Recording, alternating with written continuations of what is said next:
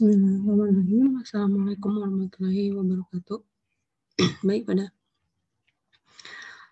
pembahasan kali ini saya akan menjelaskan mengenai uji korelasi Spearman rank secara manual ya.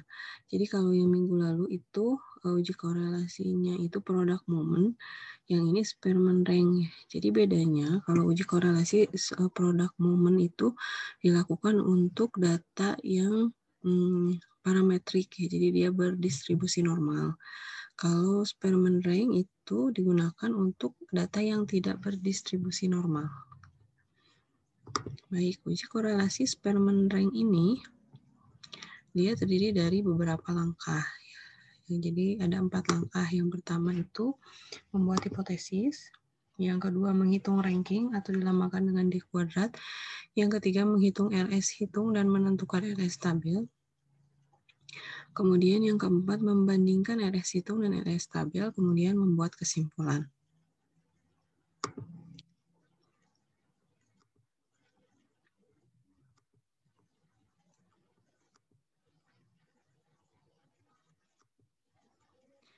Nah, kita langsung saja ke contoh soal ya. Jadi di sini ada soal. Soalnya itu diketahui data motivasi mahasiswa X dengan prestasi mahasiswa Y pada motivasi mahasiswa maksudnya dilambangkan dengan nilai X dan prestasi mahasiswa dilambangkan dengan Y pada mata kuliah statistik adalah sebagai berikut.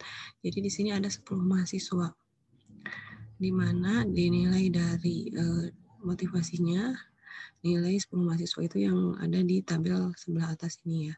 Kemudian jika dilihat dari prestasinya, itu bisa dilihat dari yang bawah. Kemudian diketahui alfanya adalah 0,05. Maka ujilah menggunakan dua pihak untuk Spearman rank apakah ada hubungan yang signifikan antara data motivasi mahasiswa dengan prestasi mahasiswa.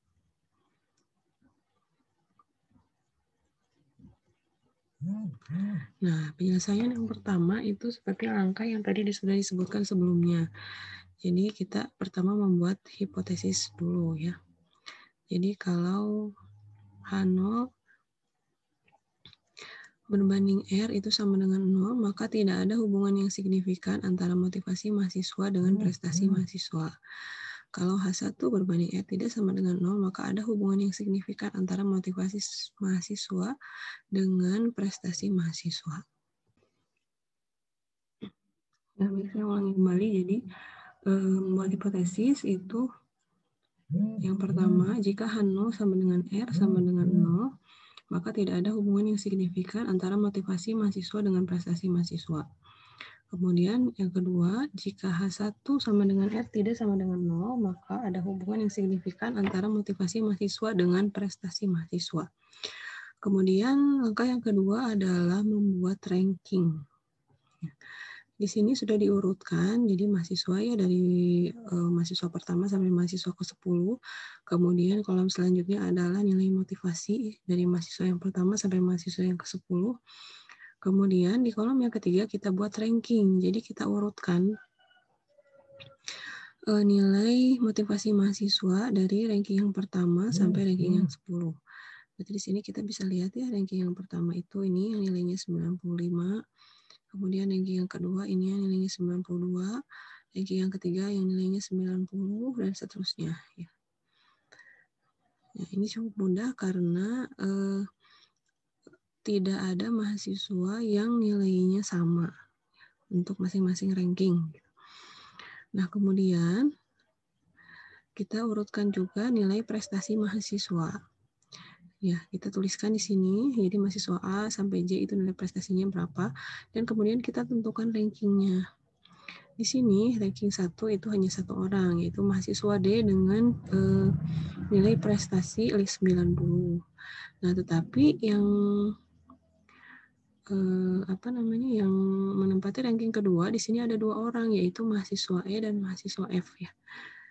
Oke, mahasiswa E 80, mahasiswa F juga 80. Nah, bagaimana jika ada dua data atau dua peringkat dengan nilai yang sama?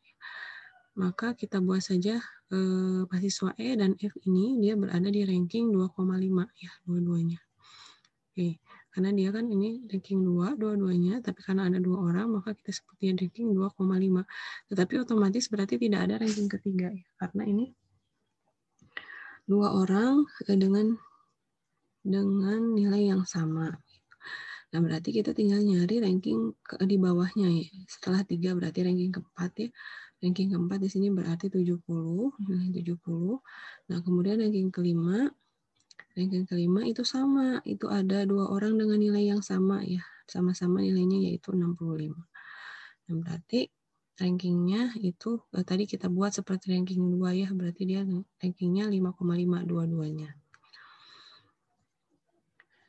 Nah, setelah itu berarti kita cari ini kan berarti ranking 5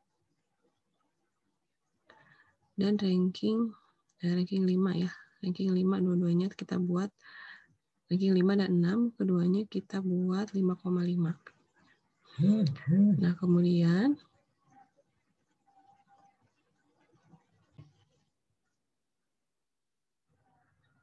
kita tentukan ranking 7. Nah, di sini kita lihat ranking ke-7 itu ada 3 data yang sama. Nah, tadi kalau ada 2 data yang sama, misalnya ini kan ranking kedua dan ketiga, kita bagi ranking 2 dan 3 ditambahkan kemudian dibagi 2. Jadi keduanya adalah ranking 2,5.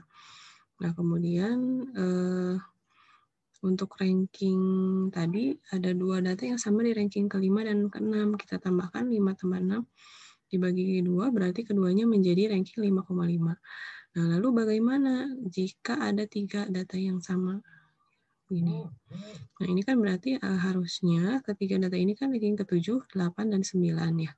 Kita tambahkan 7 ditambah 8 ditambah 9 berarti kan 24 dibagi berapa data yang samanya itu ada 3, ya. Berarti ketiganya itu adalah ranking 8.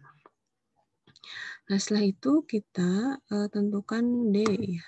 D. Nilai D itu adalah hasil pengurangan dari X dikurangi Y. Oke, kita kurangkan masing-masing X dan Y-nya. Di sini berarti kan ada -1 untuk data pertama, kemudian yang kedua 0, dan seterusnya.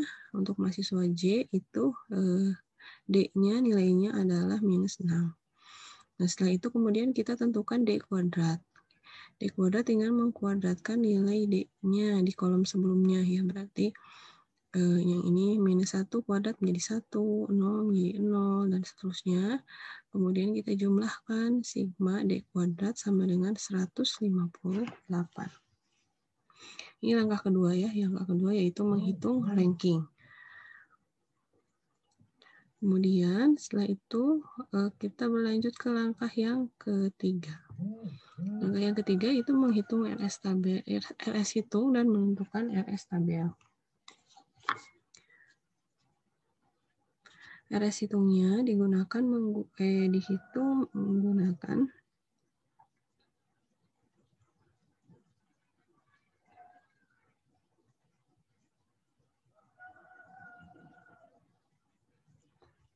menggunakan rumus ini. RS hitung sama dengan 1 dikurangi 6 sigma D kuadrat dibagi N dikali N kuadrat min 1.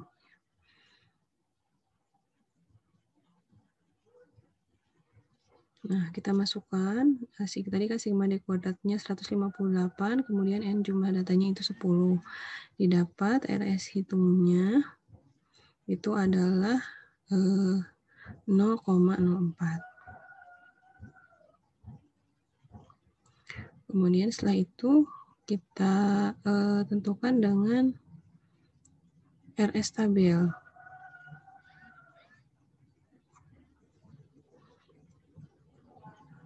Nah, cara menghitung RS tabel itu, dicari dengan kita mengetahui N-2 dan nilai alfanya. N-2-nya berarti kan karena jumlah datanya 10, maka N-2-nya adalah 8 dan alfanya 0,05.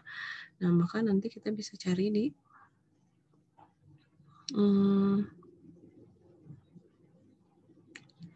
di tabel, ya. Tabelnya ini ada di buku-buku statistik. Jadi misalkan di sini berarti kan 8, ya. 8 kita lihat, dan di alfa 0,05 berarti dia RS tabelnya di nilai 0,648.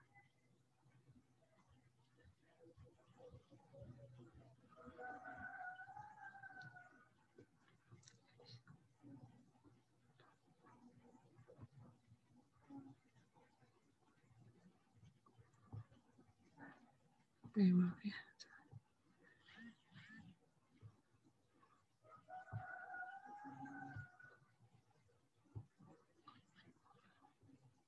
Nah, dari sini setelah menghitung RS tabel, kemudian kita ke langkah yang keempat, yaitu membandingkan RS hitung dan RS tabel, kemudian membuat kesimpulan. Nah, jadi jika RS hitung lebih besar dari RS tabel, ini sesuai dengan teorinya, maka H0 itu ditolak. Jadi ketentuannya seperti ini, jika nilai RS hitung lebih besar dari nilai RS tabel, maka H0 ditolak signifikan. Dan jika RS hitung dikurangi RS tabel, maka H0 diterima tidak signifikan. Kita ketahui bahwa nilai RS hitung adalah 0,04 dan nilai RS tabel adalah 0,648. Nah, RS hitung berarti lebih kecil dari RS tabel. Maka dapat disimpulkan bahwa hipotesis diterima tapi tidak signifikan. Berarti kesimpulannya dari sini bahwa tidak ada hubungan yang signifikan antara motivasi mahasiswa dengan prestasi mahasiswa.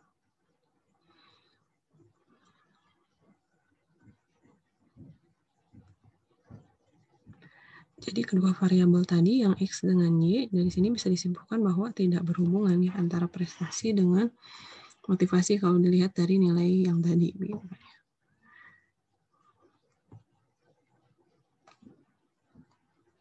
Ya, baik. Demikian penjelasan mengenai korelasi rank Spearman ya secara manual. Nah, berikut kemudian saya akan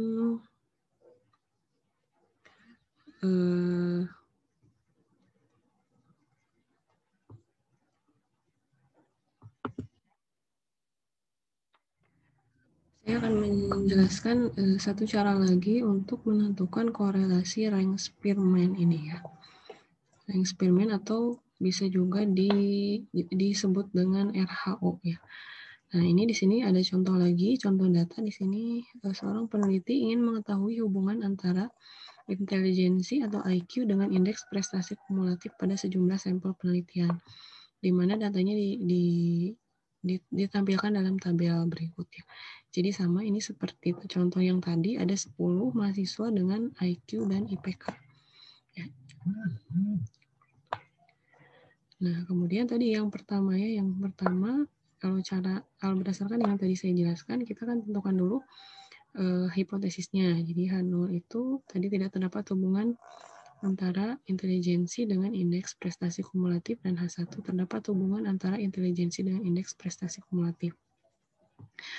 Nah, kemudian yang kedua itu tadi kan kalau di penjelasan yang sebelumnya itu dibagi menjadi 4 langkah ya. Tapi sebenarnya bisa kita rangkum menjadi 2 langkah. Nah, langkah yang kedua kalau menentukan nilai koefisien korelasi rank Spearman RHO ya, di mana di sini penentuan ranking, kemudian tadi penentuan ranking masuk ke dalam langkah yang ini kan ya. Nah, kemudian koefisien korelasi itu dicari menggunakan rumus ini. Jadi rho sama dengan 1 dikurangi 6 sigma D kuadrat dibagi N dikali N kuadrat dikurangi 1. Oke, bisa kita lihat ini sama dengan nilai R hitung ya.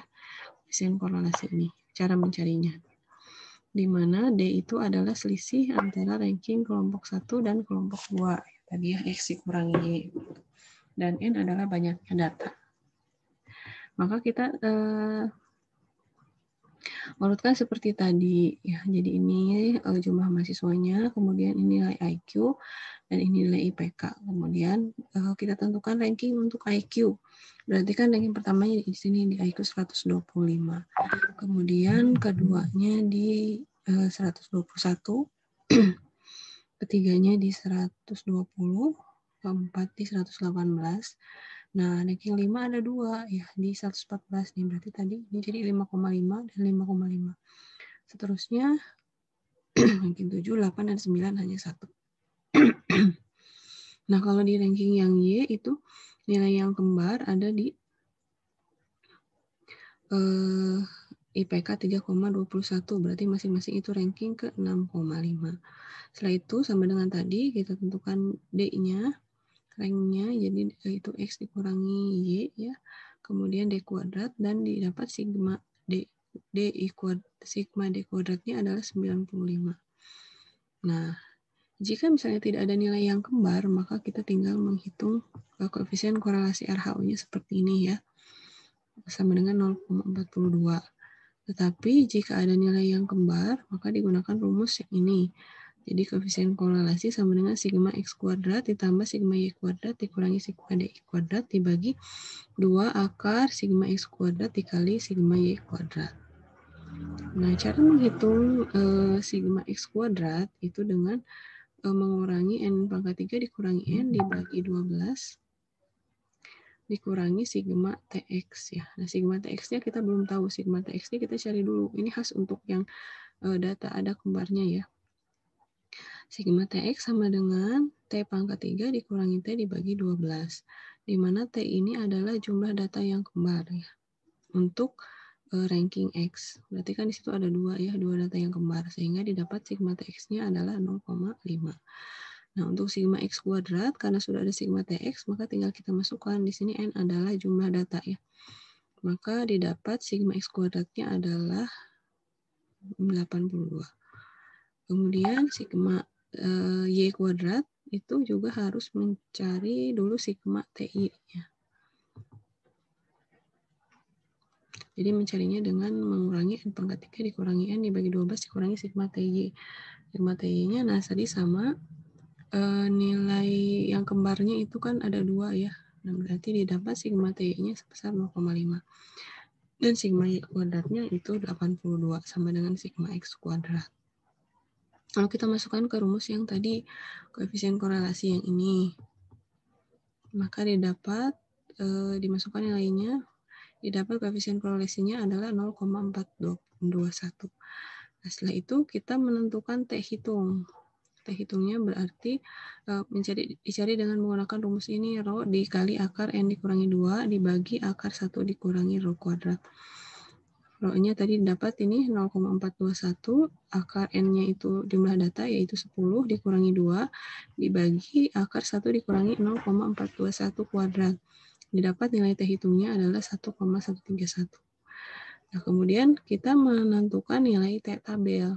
Nah, jadi kalau tadi yang di sana dibandingkannya antara RS hitung dengan RS tabel. Kalau di sini T hitung dengan T tabel.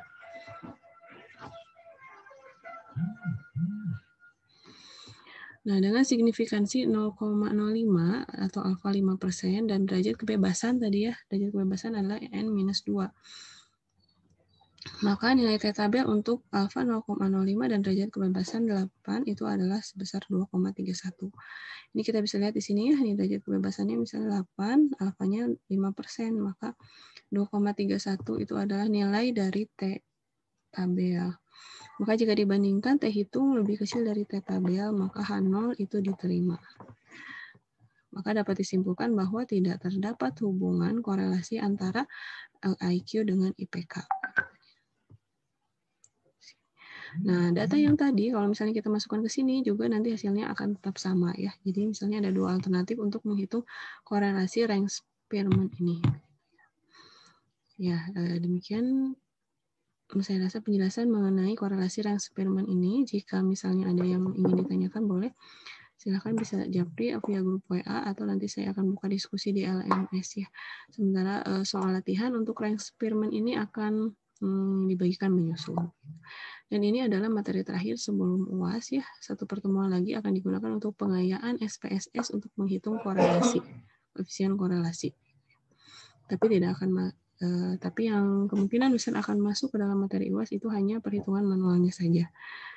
Nanti kepastiannya akan diumumkan setelah kami tim dosen berdiskusi ya mengenai materi UAS. Ya, terima kasih. Mohon maaf jika masih banyak kekurangan. Billahi taufik wal hidayah. Assalamualaikum warahmatullahi wabarakatuh.